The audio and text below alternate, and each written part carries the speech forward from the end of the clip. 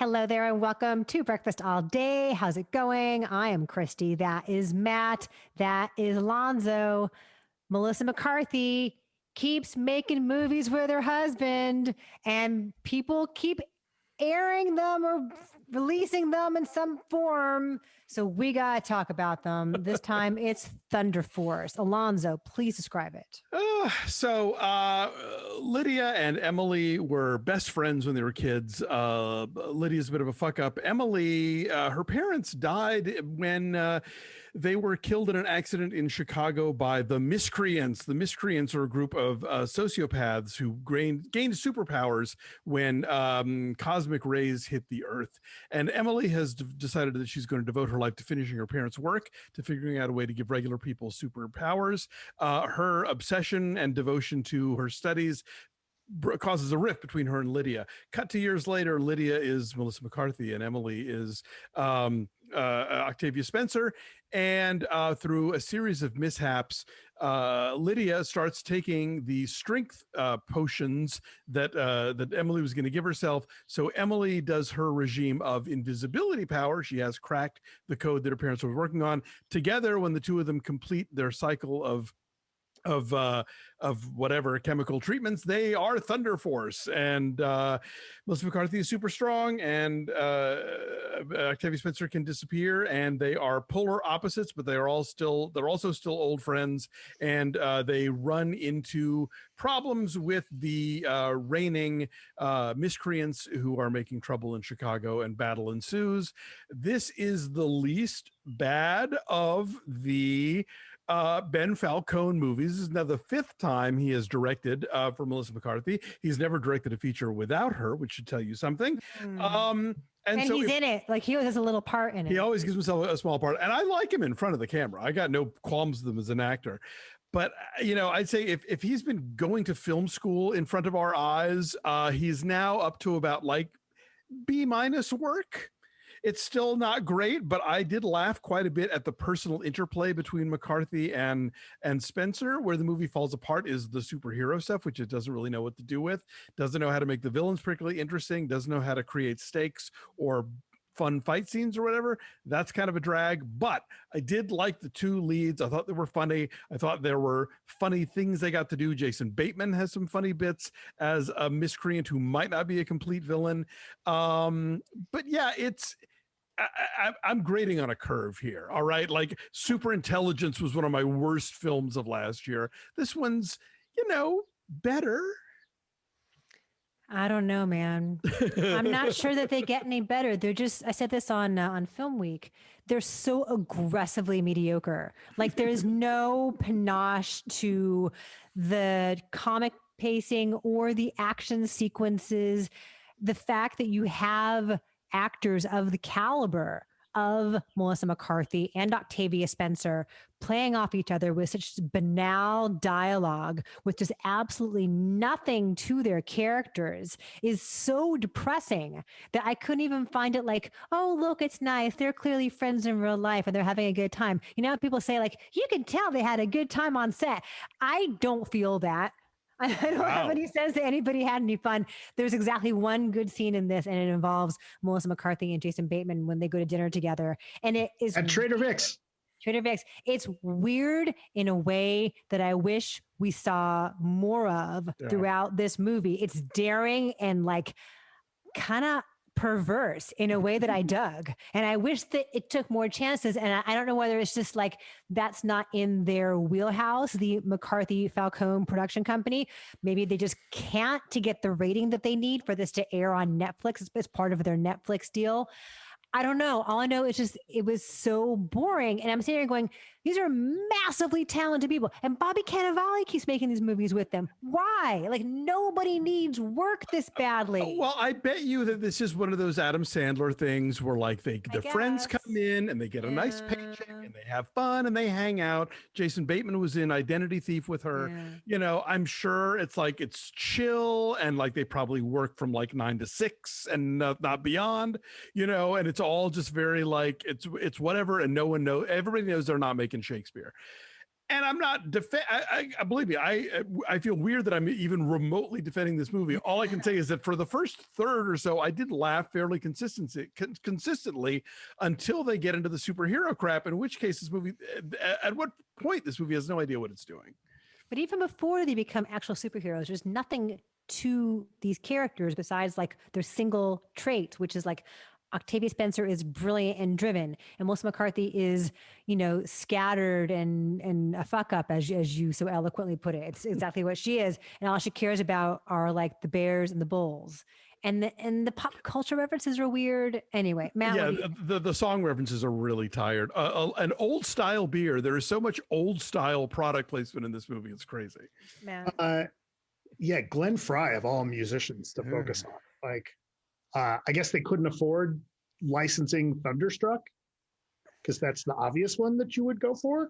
It's that thing where the joke is, let's talk about this person that no one talks about or thinks about, but it's just they don't go anywhere with it. Yeah, so this is one of those things that, like, yes, it's aggressively mediocre. I mean, it's fine, right? Like, go into this.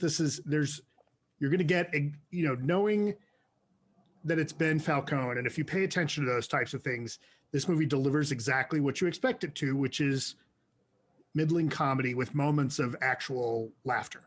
And they have somewhat of a budget, right? This could have been, what's frustrating about this is that there's moments in here that they're onto something, right? Like and I think a lot of it is Jason Bateman. Bateman brings this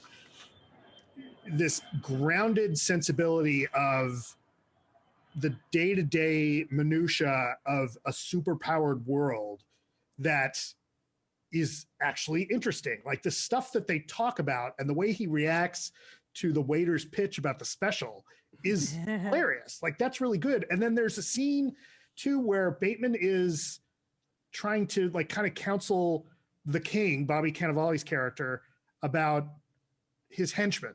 And yeah. I thought that was really good because that's a little bit getting into some of the best, more inspired moments about the Austin Powers series, right? Where it would like, you know, almost these breaking the fourth wall moments about like, oh, what's that actually like? You know, oh, they turns out they're a Starbucks. They're making a bunch of money now instead of just being evil. Okay.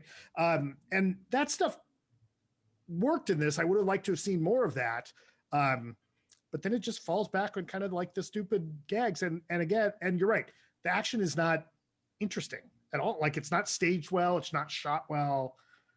And they spent some money on the effects, but who cares? No, but Ben Falcone has no feel for how to stage or light or shoot any action ever. We've seen this a few times now. I don't know what happened between Paul Feig and Melissa McCarthy, but holy crap, like his films with her are so great. And she is at her best with him, at least from a comedic sense. I mean, dramatic Melissa McCarthy is a whole other thing, and she's certainly made some interesting choices there. But like as a comedic leading lady who is like both verbally and physically funny, like these movies never get to that spy place that you desperately want them to. But I would say this one comes like the tiniest bit closer than the other four, which were just utter crap. But it's, again, I'm not disagreeing with anything. You're right, Christy. Ben Falcone still doesn't really know what he's doing. I just think he maybe knows a little more than he did when it started. And he wrote this one too. He didn't write Superintelligence. No. But he wrote this one. Yeah, it's depressing because this is the kind of thing where like it used to be in the old days you would have actresses whose like Doris Day, sort of famously, her husband made all these deals for her to be in movies that she didn't even know about. Like until after they got divorced, she found herself like in debt and having to do this like TV show and shit that he had signed her up for. But like they're in this together. Melissa McCarthy is coming to the table with, and he's going to direct. And it's like, okay, Melissa McCarthy, if you think this is the best course of action, but I think at some point they will have made so many of these that it's going to devalue her as a leading lady because he's not good at this. Well, prior to them making this Netflix deal, this multi-picture Netflix deal, which we are in the midst of here with this, they'd done 3 films together. They did Tammy Yeah. and The Boss and The Life of the Party, right? Right. And then they did Super Intelligence, and now this is the fifth one. Right. But those See, I three didn't hate prior to the Life of the Netflix Party. deal, I didn't hate Life of the Party. I think this is worse than Life of the Party. But nothing in those three earlier films would tell a mega platform like Netflix, hey, we want to get into business with these guys. And that's what I find so baffling. It's like, why would they sign up for this and get sucked in for like 3 pictures or whatever? Well, I think it's that she is the draw, because you're looking at just those 3 movies, but in that same period of time, she was in, Can You Ever Forgive Me? She was in, other stuff that did, they're still looking back at like Spy in the Heat and even Ghostbusters probably.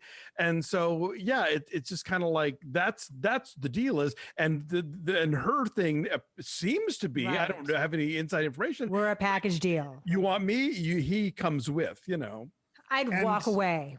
And considering that Netflix made a deal like they did with Sandler, it must work out for them, right? Because again, the other thing from a business standpoint is, unlike a studio, the margins on what Netflix does is so much higher that they can afford to spend 30 or 40 or 50 million dollars a picture on something like this, and it doesn't have the pressure to make money and get people into a theater the way a theatrical release would. Right. So I mean, the deal must make sense for Netflix because they did it with McCarthy the way they had done for Sandler. Right. I have a suspicion with Netflix, especially if you look at the Sandler deal. I think they make 2 kinds of sort of big high profile deals. They make they pick up your Romas, or they'll get like The Irishman made, or they'll do things that are going to be like, this is going to put us in awards contention. This is going to get us taken seriously as, Hollywood players. And then they make deals with people who like, this is going to be the kind of movie that people plop on at the end of the day when they're on the couch and they're exhausted and they don't want to think, and like that is what they traffic in, that is their Universal horror, or their MGM musical, the Netflix brain dead comedy. And if that keeps people subscribing, that's perfect for them. I guess given those 2 choices though, I would pick an Adam Sandler movie every time because at least it has a point of view, right? It's an ethos. Say what you will about the tenets of National Socialism. At least it's an ethos, right? So I'd rather watch that than like just this bland mush of wasted talent. Sandler movies tend to make me actively angry, whereas these movies just sort of like numb me into submission, I guess, which might explain my review here. All right. So what's your number then? I'm being super generous, I guess, but I'm giving it a 6 because I think there were enough laughs, at least early on, that it kind of carried me through the film. And I feel like we're now up to the point where a Ben Falcone film is a disappointment. Matt, what's yours? I give it my it's fine number, which is 5. Right. I'm saying 2.3. So our number is a 4.4. Thunder Force is out there for your lazy, zoned out consumption on Netflix. Like I always say about Hallmark movies, it's there to be the thing you're paying the 3rd most attention to. All right. Thanks for watching, you guys. Like this video, subscribe to our YouTube channel, follow us at BeFastAllDay on Twitter, Instagram, and Facebook, and check out our Patreon at patreon.com/BeFastAllDay. We're currently recapping Disney Plus's Falcon and the Winter Soldier, and we are taking your votes for which Best Picture winner that at least 2 of us have never seen. We will review as a Patreon only special review in April. So go check that out. Thanks for watching. I said all that. Have a good week. See you next time. Bye.